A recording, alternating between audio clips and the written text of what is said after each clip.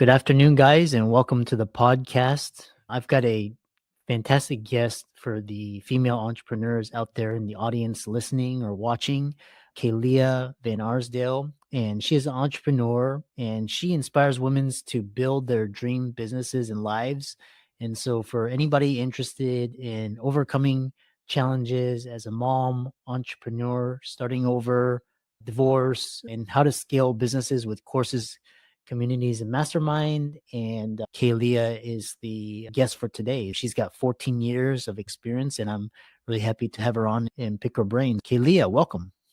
Thank you so much. Yeah, I really love what I do. Mm. It's what drives me and fuels me. And it's a privilege to be able to share my story with your audience today. Yeah.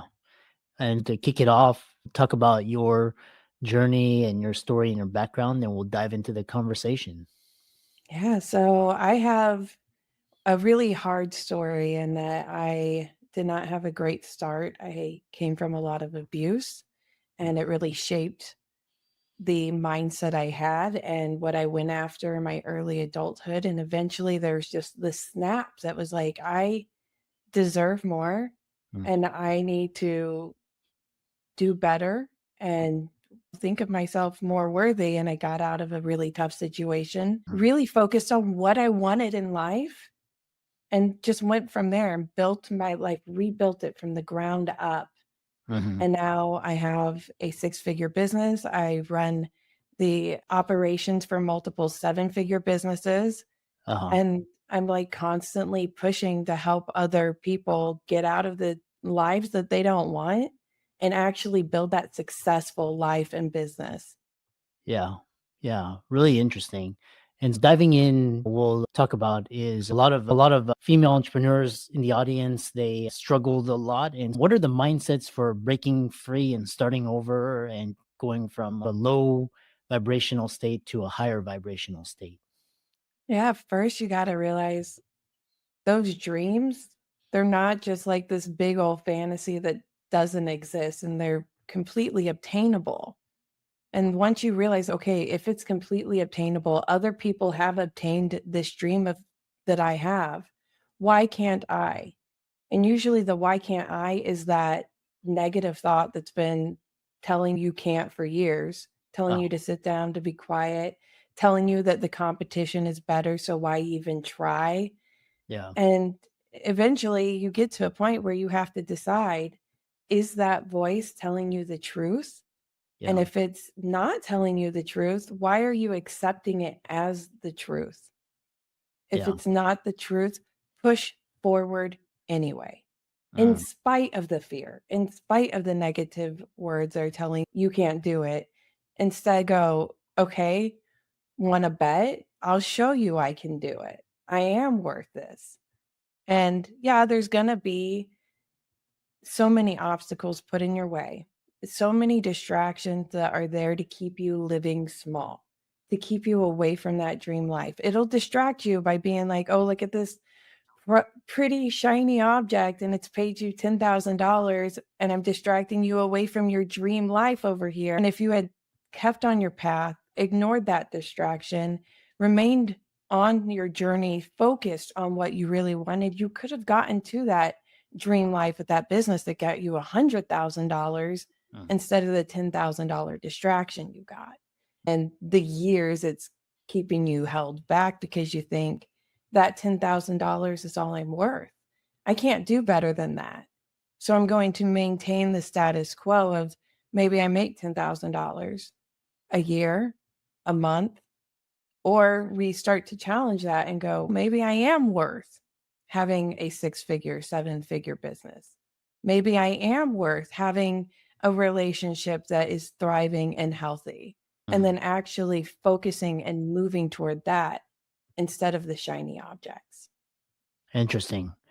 And a follow-up question I have for you is how do you like the individuals in the audience listening, and they are a lot of them are like doctors, lawyers, women entrepreneurs, and they struggle with guilt, shame, setting boundaries, imposter syndrome. And so how did you navigate setting boundaries after years of not having them? That was the first thing that I did. uh, Actually realizing, okay, what do I want? Who is that person that already has that? And what do I Yeah. need? Who do I need to become to be that person that already has what I want? I know I'm going to have to make changes because the me right now isn't at that level. So once I started to realize, okay, I need to make changes to myself, it included that person doesn't allow people to speak negatively to her in her relationships. Yeah. That person doesn't condone being yelled at. That person doesn't go along with clients because it's quick money. They go along with the clients that really fuel their passions and really Yeah. drive their impact. And in order to do that, I needed those boundaries that I didn't have them. So I started to set, I'm like, okay, I will not accept this and this in my life. And then communicate that to Mm. everybody around me and make it really clear. Like all of my romantic dates after I left my abusive ex, it was very clear this is what I'm wanting out of life and out of a relationship. Can Mhm. you get on board with that? If not, okay, that's fine. Not everyone's a perfect fit. Not every client is a perfect client for your business. Not Mhm. every romantic person is it's fine. And to understand that if they don't fit that, you don't give way and settle. We Mhm. don't get distracted by the shiny, oh, they've got these qualities over here. We remain focused. And by remaining focused, we're able to find what Mm. actually checks all of the boxes. Yeah. Yeah, really interesting. And how do you deal with the initial? Because when you're setting boundaries and pre-boundary, you invite a lot of negativity, could be situation, experience, circumstance, could be people. And then once you set these boundaries, those people they disappear, and then basically you're left to fill that. And so that initial period of is that void. How do you navigate that void initially, before the good stuff starts to come back to you? Yeah, seek the good stuff because it's abundant and it's all around you. It really is. There are so many different places. You can go on Facebook groups if you don't Yeah. have a support network within your own personal life or your family structure. For Yeah. me, I had my mother that I could rely on, and we really were able to get me out of that negative space and into a space of abundance and where I could build my dream life. But if I hadn't have had her, I still would have sought out support, just people who understand what I'm going through. And I do the same in business today. In every level, you need to surround yourself with people who are at the level above you Yeah. and occupy that space.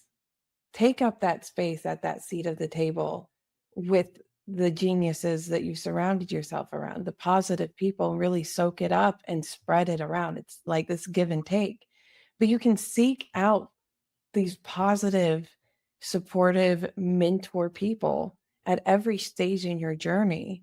By accepting that, you're really encouraging yourself to continue to grow. Whereas if we accept the negative people and we keep those in our lives, we're not leaving open that space for us to bring in the positive people.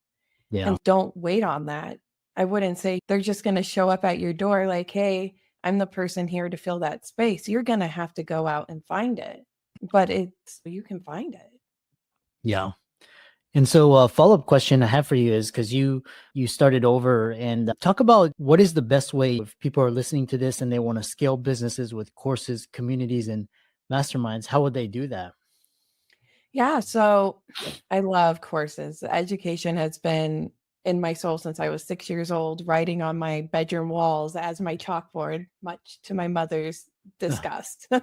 Yeah. But I come from it from an educational standpoint. So when we build courses, we always want to focus on what problem are we solving, for who are we solving it, and then the actual outcome. What are they going to get out of it? Once we figure out like what they should come out of this with, what kind of knowledge or skills they should have leaving the course, then we build the course around actually testing that. How can we test that they have these skills that I've promised them? Okay, Mhm. now I know how I'm going to test it. I need to create materials that support them being able to get to the level where they can pass that test. Mhm. And that's where we start creating the little lessons, the courses, the handouts.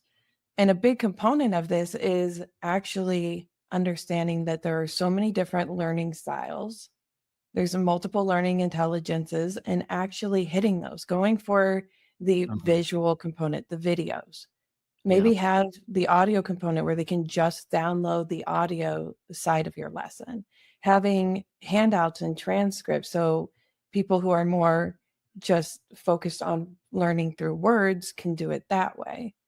Having Mhm. hands-on activities for the kinesthetic learners as well, and just making sure that we're as accessible as possible, adding captions, making it super easy to navigate so people don't feel frustrated by trying to figure out the technology behind trying to access your course.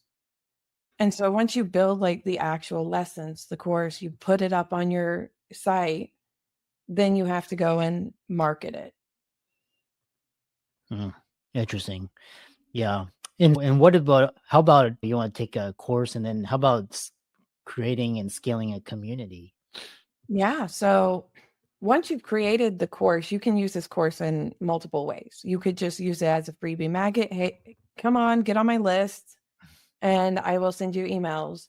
You can use it as components to your coaching program. So if you do one on one coaching, you could say, hey, a lot of physicians do peak performance coaching. So you could talk to your executive clients and say, hey, as part of our coaching agreement, you get access to this course. You've already built it, it's no trouble for you.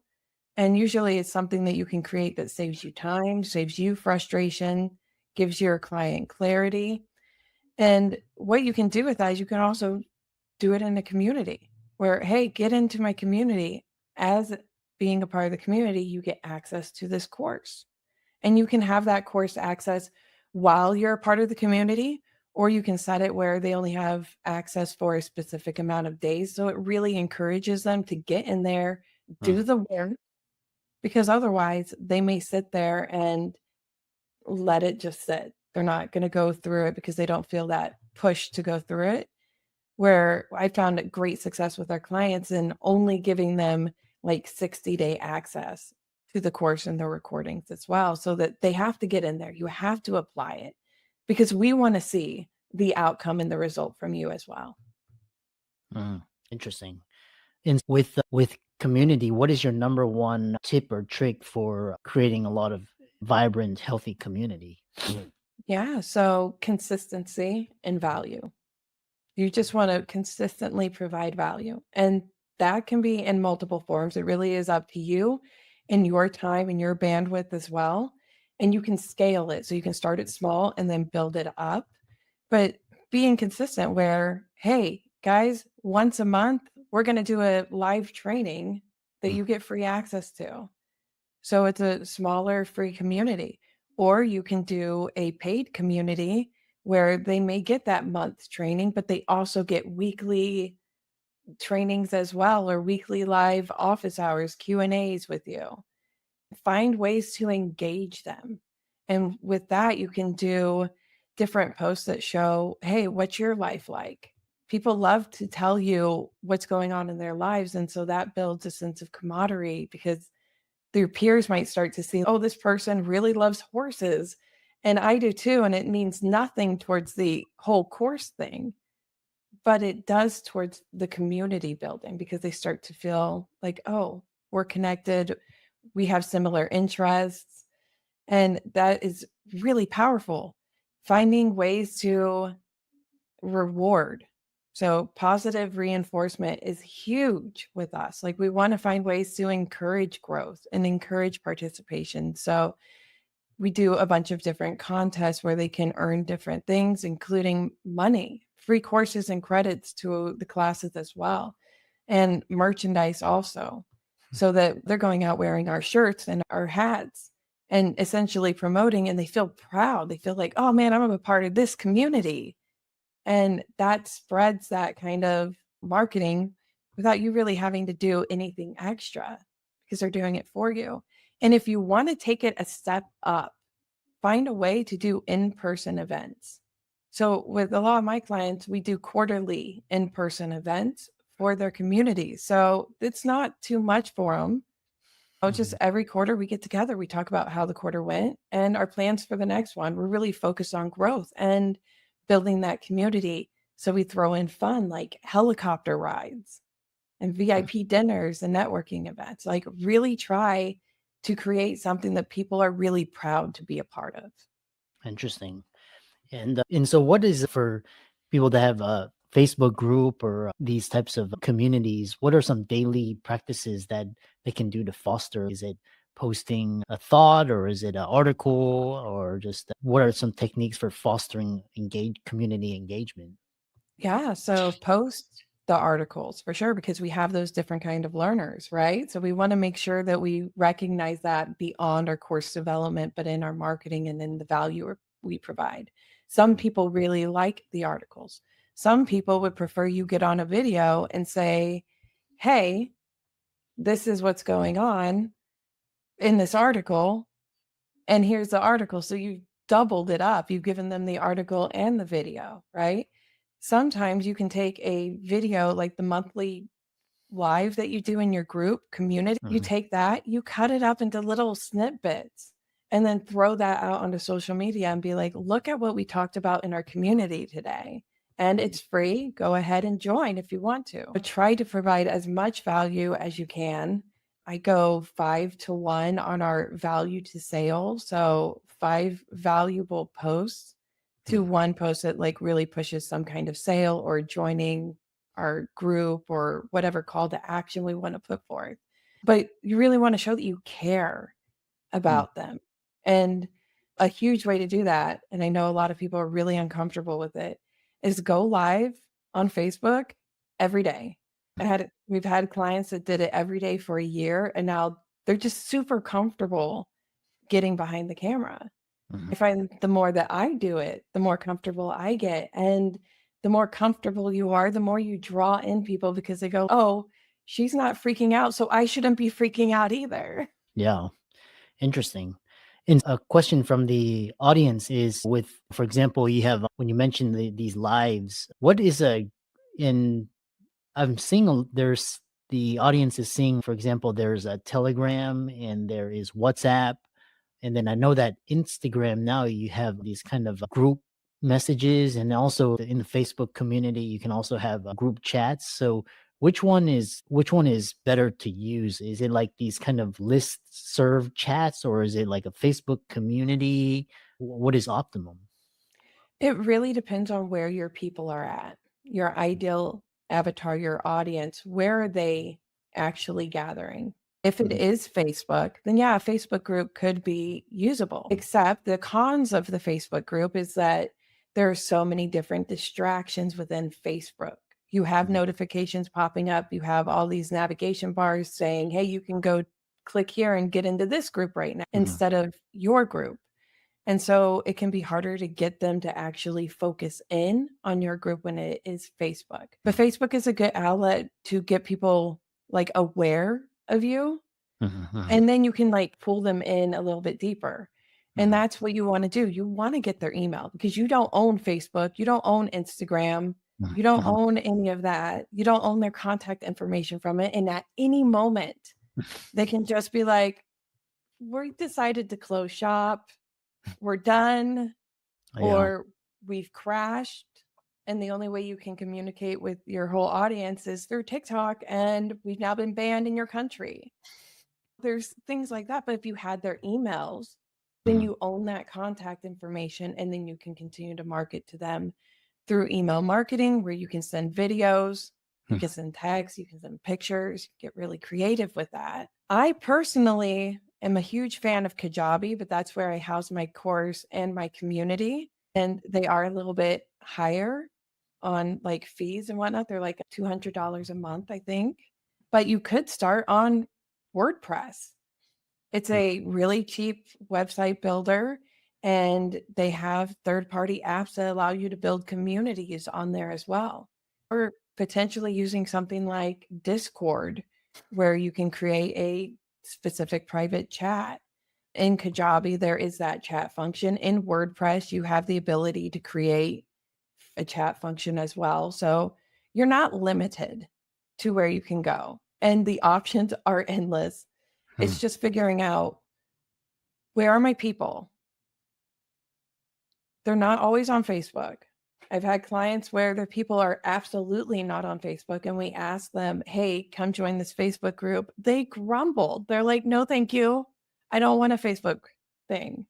Hmm. That's when we had to find what works for them too. If you need, poll your audience and find what they say. They might tell you, hey, I spend most of my time on Instagram. I know you see me on Facebook, but I'm on Instagram. And then Thanks. you can pivot your strategy based off of where they're actually at. Interesting.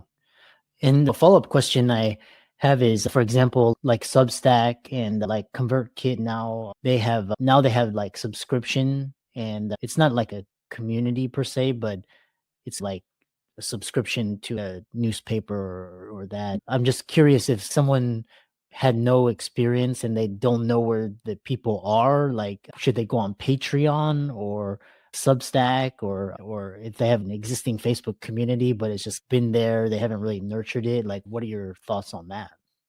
Yeah, so you can do client avatar research and figure out, where are my people at? We could go and look up on Facebook groups and type in our keywords. Are there a lot of Facebook groups that are in our niche?